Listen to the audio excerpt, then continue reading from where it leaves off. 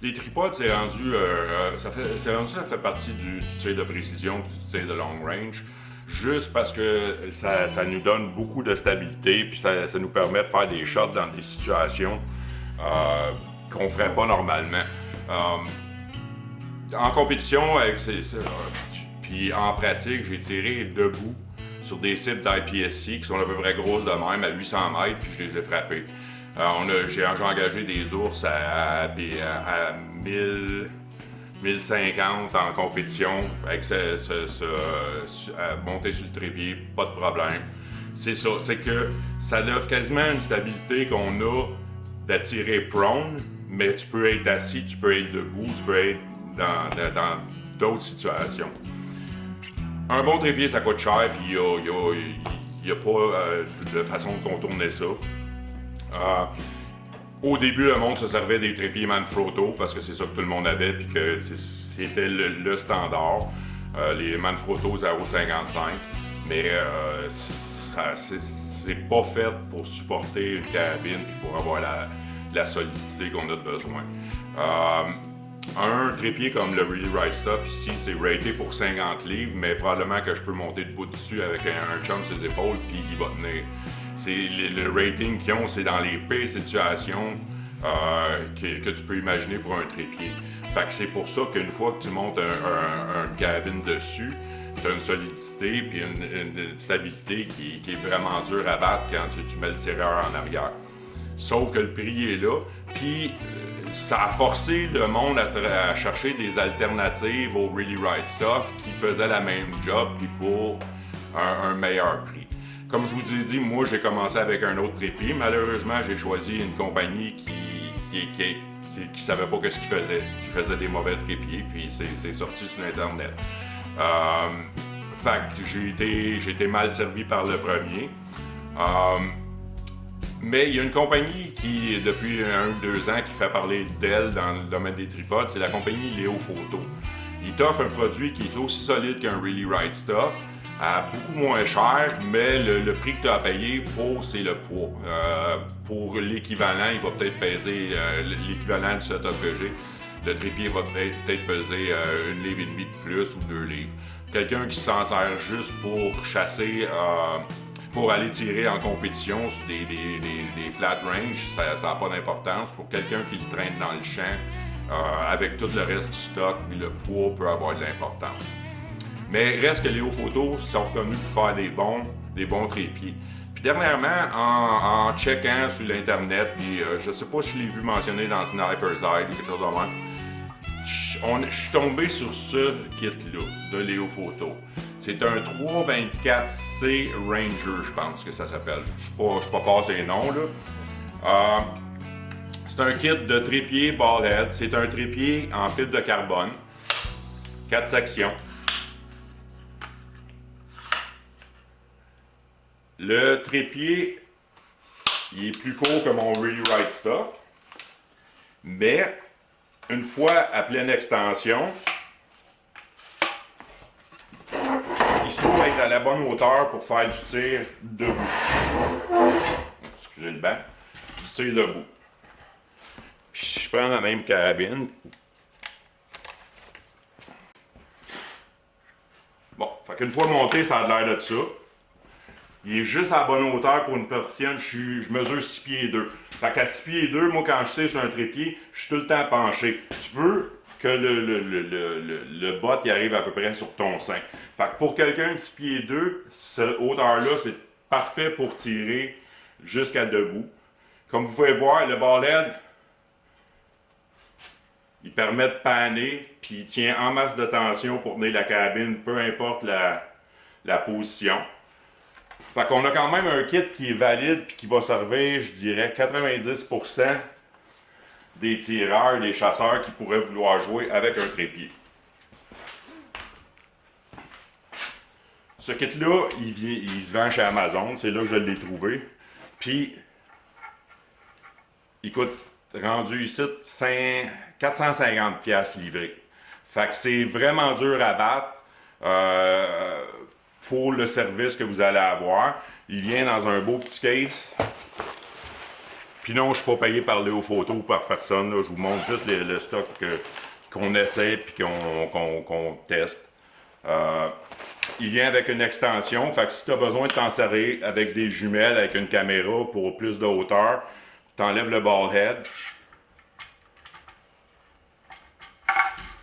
Tu visses cette tête-là, puis là, tu visses l'extension, puis tu as pogné la longueur qui est nécessaire pour se servir avec une caméra ou avec un spotting scope. Fait qu'en gros, c'est une bonne alternative qui coûte le quart du prix d'un kit Really Right Stuff, puis pour la plupart du monde, j'ai l'impression que ça va faire une très belle job. En ce moment, on a acheté...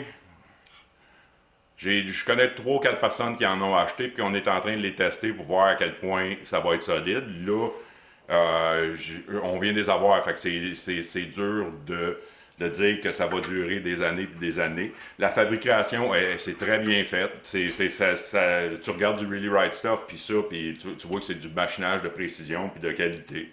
Le prix, ça vient parce que c'est pas fait aux États-Unis, c'est fait probablement en Chine ou en quelque part comme ça.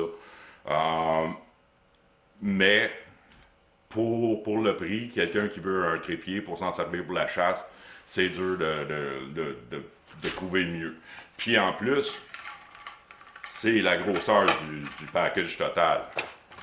Quand tu as le traîné dans le champ ou dans le bois, ou bien dans ton backpack parce que tu t'en vas à chasse loin dans le champ, ben on s'entend que ça devient un kit qui est très petit puis qui fit dans la plupart des backpacks ou sacs de chasse. Ça ici, c'est un bas supplémentaire, ça vient pas avec. Je l'ai juste mis pour tenir une autre caméra en tandem. Moi, celui-là, je vais m'en servir plus pour du travail de caméra ou pour des spotting scopes. Fait que je voulais avoir une extension, mais c'est ça. En gros, le kit de Léo Photo, c'est le trépied, le sac puis l'extension, puis des petites gogos comme des pieds spikés, puis tout ça. Fait que c'est ça, les photos, je sais que B&H ils le vendent, mais la place qu'on a trouvé la plus cheap pour ce modèle-là, c'est Amazon, Amazon Canada. Là. Comme je vous dis, il est rendu au Québec, livré au Québec, il est comme juste en bas de 4,60. Fait que ça vaut vraiment la peine.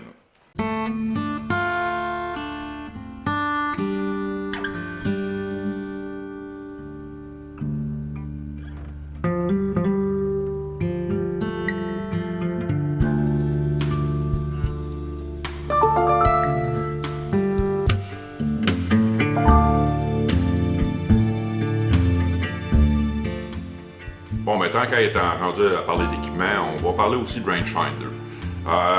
Savoir la distance d'un coyote ou d'un renard, ça a tout le temps été mon plus gros problème pour faire les shots.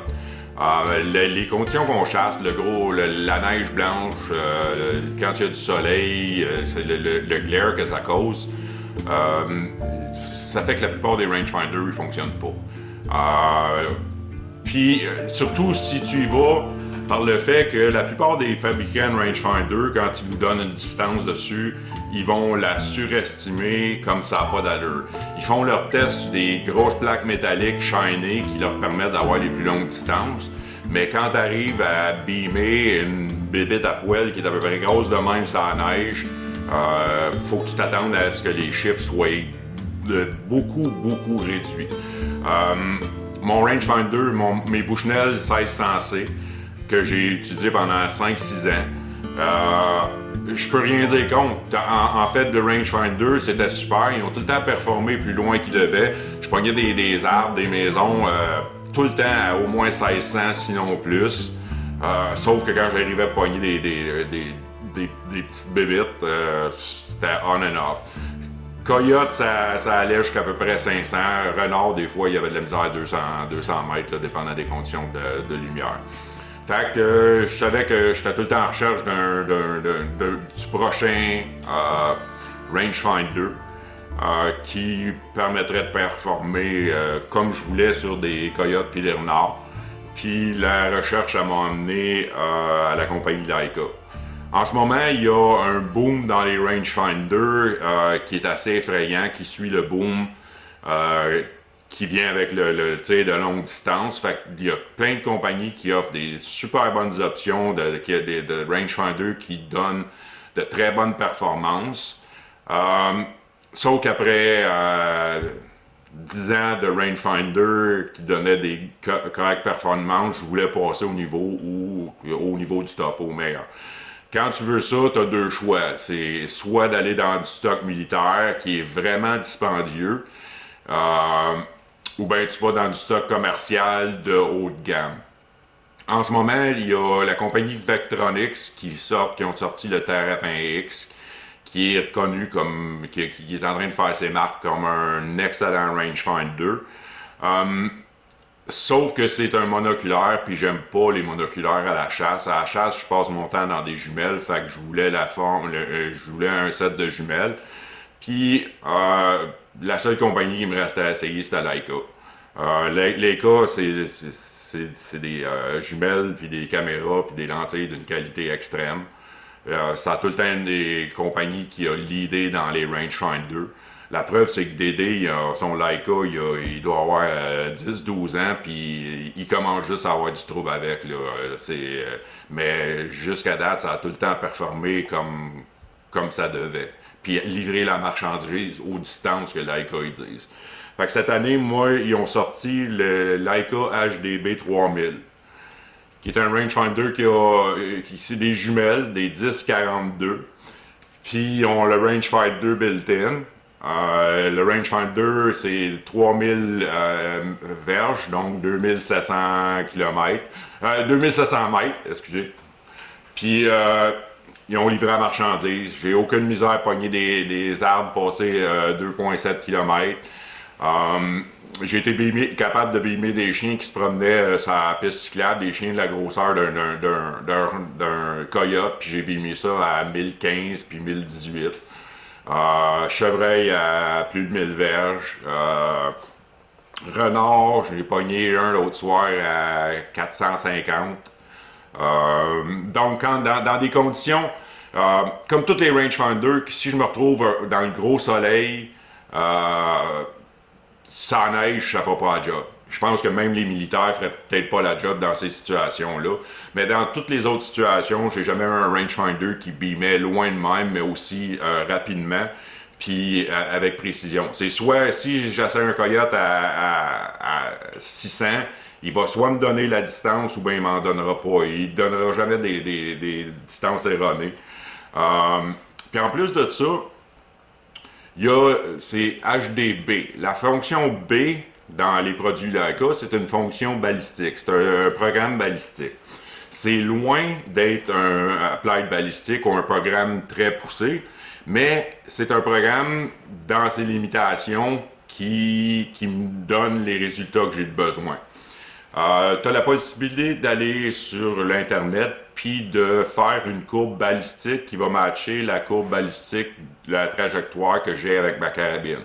Que j'ai fait, je me suis servi de mon Kestrel pour me faire une charte balistique, puis là, je suis allé jouer avec le programme de Leica en jouant avec la vélocité puis le BC, en variant ça jusqu'à temps que ça me donne la même trajectoire que mon Kestrel entre 0 et 900 mètres. Il y a la fonction, il y a un sensor barométrique puis un sensor de température qui sont bâtis dans les jumelles. Donc, ils vont tenir compte des conditions atmosphériques jusqu'à un certain point parce que faut laisser le temps de s'acclimater dehors. Ça prend environ une demi-heure. Si je sors du truck puis ils sont chaudes, ils vont me donner la courbe pour une trajectoire quand il fait chaud. Fait que dans ce temps-là, je fais juste rajouter 0.1, 0.2 si j'en ai besoin. Mais c'est ça. Avec le rangefinder, vous allez voir ces vidéos.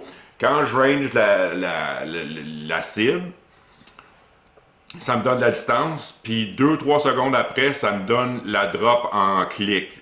Moi, mon scope il est en 1000 rads, ça veut dire que c'est 1 cm par clic à 100 mètres. Fait que lui, il va me donner la fonction en clic. Si jamais, admettons que je beam un coyote à 500, il va me donner la distance, puis après ça, il va marquer C2-0. Ça veut dire que j'ai tout le temps juste à rajouter un point après le premier chiffre. Ça veut dire 2.0, puis c'est exactement ce que j'ai besoin sur ma 22 Creedmoor à 500 mètres.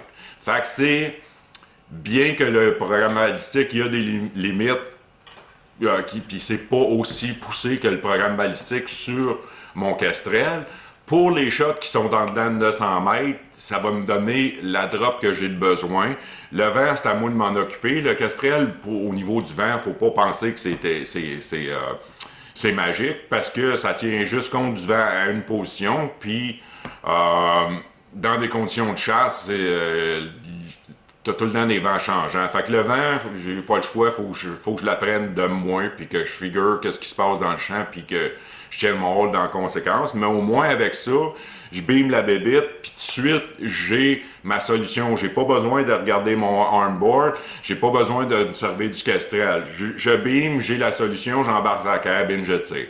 Je pense que pour les situations de chasse normales qui sont couvertes dans le 0 à 900 mètres, il n'y a pas rien qui va être plus rapide, en fait, de transfert d'un à l'autre. Je beam, puis je tire. Fait que c'est ça. Là encore, c'est le haut de gamme de la compagnie Leica, mais les rangefinder Leica compacts, qui sont plus petits, qui coûtent beaucoup moins cher, ils ont toutes les mêmes fonctions, puis ont aussi le même moteur en arrière. Ça veut dire qu'un petit Leica 2700, il va beamer jusqu'à 2700 verges. Sur des bonnes cibles, il n'arrêtera pas à 500 comme les modèles moins chers ou de moins bonne qualité. C'est ça. Puis, comme c'est important pour la chasse de tout le temps avoir une bonne distance, c'est vraiment dur de ne pas recommander les produits de la compagnie Leica, parce que c'est haut de gamme. Il y a plein de monde qui s'en servent, puis j'ai jamais entendu personne se plaindre des produits Leica. Fait que ça, c'est tout le temps un bon signe. C'est pas juste de la pub.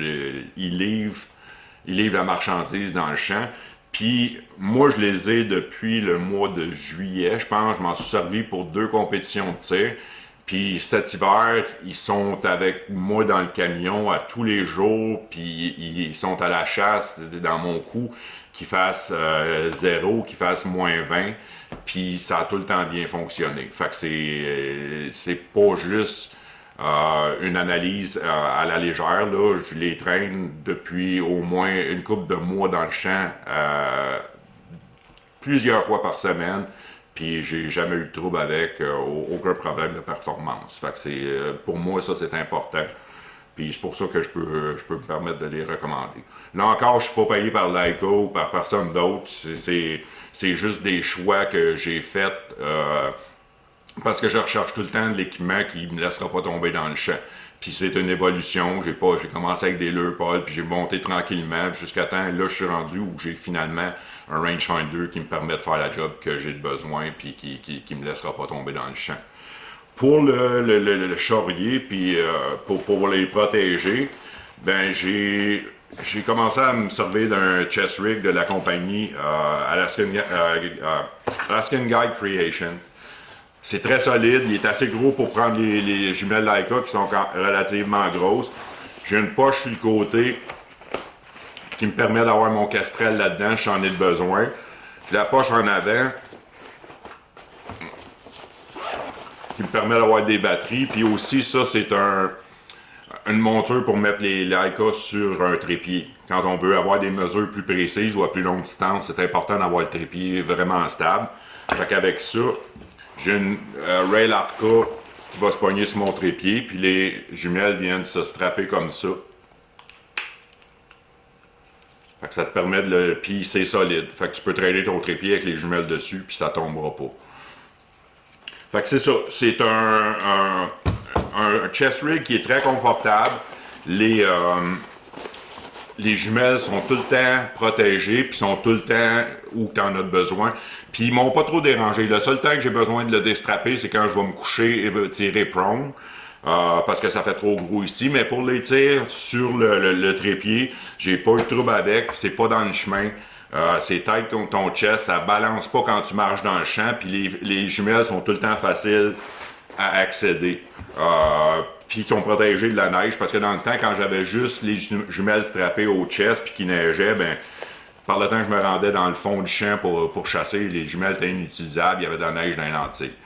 Fait que c'est ça pour ce qui est du rangefinder puis de l'équipement que je me sers cette saison pour la chasse au coyote. En espérant que vous avez du fun à regarder nos vidéos. Puis s'il y a des questions, essayez de les poser sur Facebook ou envoyez-moi des emails. Je vais essayer de les répondre quand j'ai le temps. Bonne chasse à tous!